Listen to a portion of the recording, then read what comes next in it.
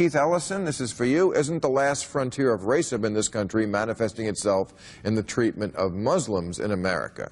I would say Muslims and atheists. Yeah, well, you know, I don't know if it's the last one. I hope it's the last. It would be great if it were the last. I got a feeling that, you know, from time to time we just pick a new person to sort of persecute and scapegoat.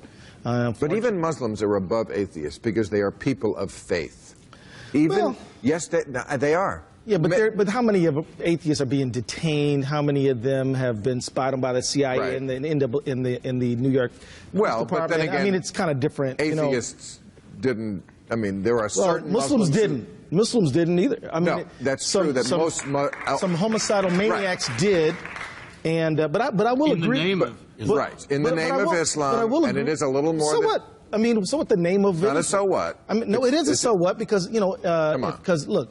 The guy Bering Breivik in Norway, what does it matter that he slaughtered 70 people? There's not one Christian person who I hold responsible other than Anders Breivik, and it has nothing to do with his religion. I agree. And it has everything to do with his wrong. Well, that's a little naive. No, I don't think it is naive. The hate comes from the Holy Book. It doesn't come from the Holy Book. It sure does. It absolutely does. It comes from a distortion.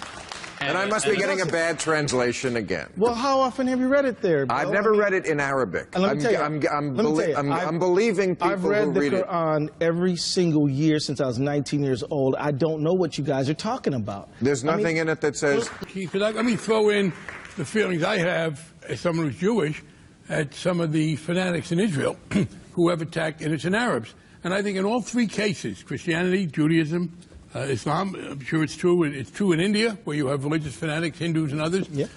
When people misuse something you believe in and invoke it, you then do have a responsibility to be critical of them. I don't think you can simply say, well, that's irrelevant. I think there is often a failure on the part of people to challenge their co-believers and to go a little easy on them. So it's not irrelevant that people have done it in the name of the religion. It's a challenge, but it's true of Islam, of Judaism, of Christianity, of Hinduism in India. But it's also true of atheism. I mean, Stalin and Pol Pot were atheists. They didn't do it in the name of atheism. It's a little different. But they did it in the name of their philosophy. They did it in the name of communism, and yes, right. That was a state religion. I could go on forever arguing that point, but let's just agree to disagree and say religion's evil and move on and to the next question.